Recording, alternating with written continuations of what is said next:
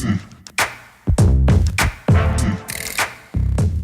many ways, I think you see a proclivity in West Germany for people to assimilate into a sort of free, democratic, global, so-called West. The one thing about Hildegard Knef is that she could be very well traded in for any American actress. So she has that sort of cinematic look. It seems like to mediate this experience of having lived through the horrors of a Nazi regime, that you would of course turn, if not subconsciously, to American film. This kind of refuge from that. And in the East, of course, very famously we see these propaganda murals and posters being circulated in East Germany. They're done in this style called Soviet idealism. And this is something we see in all of the Soviet states. It looks like, you remember the North Korea video? She's wearing that similar headscarf. These women look like they're fresh and clean, absolved of the sins of Germany, and now part of the Soviet family. East Germans had access and knowledge to what people in West Germany were buying and wearing. So one way that the Soviet Union capitalized upon that desire was through plastic. Plastic is this miracle from chemistry and petrochemicals that can be molded into any shape and take any color. Right? So it's kind of a dream space. So plastics are everywhere, like in the kitchen, in the house, and our jewelry in East Germany, especially. The look we chose for West Germany was Romy Schneider. She's an Austrian actress, but she also had a German and French citizenship. Very iconic, very classically beautiful. You can all remember her as being sort of a beauty icon. One thing we could look at in the 70s is the way youth culture deals with the aftermath of World War II, which is something that a lot of them weren't even conscious or cognizant of at the time. I see in the look that we chose, which is Ushi, she has this like nice little floral ascot, a sort of nod to that countercultural movement that's happening all over the world. Our West German look for this time is of this kind of cosmopolitan, more maybe jaded even, kind of a young woman. Right? And in the East, our beauty ideal that we chose is of a kind of innocent flower child. She's frolicking in like the Edenic paradise of yesteryear, a kind of return to innocence. People are not subjects without agency under either of these regimes. So in the West, we chose this pop singer. Her name is Nina. She sang 99 Left Balloons, if you know it. Very iconic song and kind of a global anthem.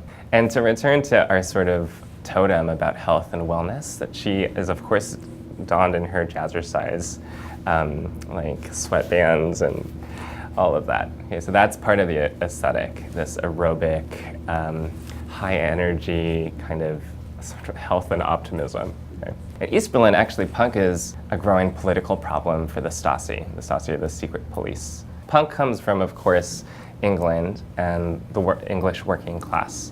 And those cassette tapes, those images, and some of those aesthetics make their way to East Germany, where they take on really powerful political signification.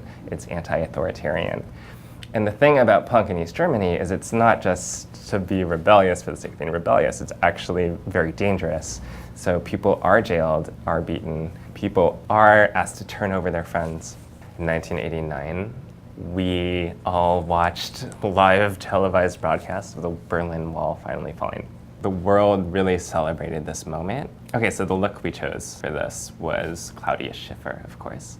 But I think it's interesting to consider that the supermodel herself is actually a product of a kind of history. Actually, to have a face that can be so recognizable is much a sign of the times. I guess people wore their sunglasses and their hair a lot, so. Germans generally have a lot of capital. Now, men and women even have like a tremendous access to wealth compared to the rest of Europe. So they are the ones that can afford to take these global jet-setting vacations to Spain or Ibiza or anywhere else, right? There is a kind of vacation culture. Don't forget that Germans have always had this preoccupation with nudism and sunbathing and all of these things, right? So to look like you've been at the beach, basking in the sun and the radiance of it all, yeah, it's super German. It's pretty clear in the 2010s that not everything is roses and daisies in the European Union. Germany, as one of the world's largest economies, in very many ways is the heartland of the EU. Toni Gahn is a supermodel. She's from Hamburg. She reminds us again of the cult of health and wellness that saturates all of these aesthetic transformations that have been happening in Germany over the years. In Her Youth is kind of a summary of those last 100 years. In the 100 Years series, we've always explored propaganda as one of the sources in which a beauty ideal is produced and disseminated. And certainly we could say that that propaganda was designed to inspire people to do certain things. I would consider asking the question, how is the cover of Elle magazine with Claudia Schiffer on it also designed to inspire us to do certain things or be certain kinds of subjects, right? That every image and every face already carries with it a suite of political meanings. They're buried somewhere. What 100 Years of Beauty does is invite us to think about those meanings, their genealogies, and how we wear them on our own faces.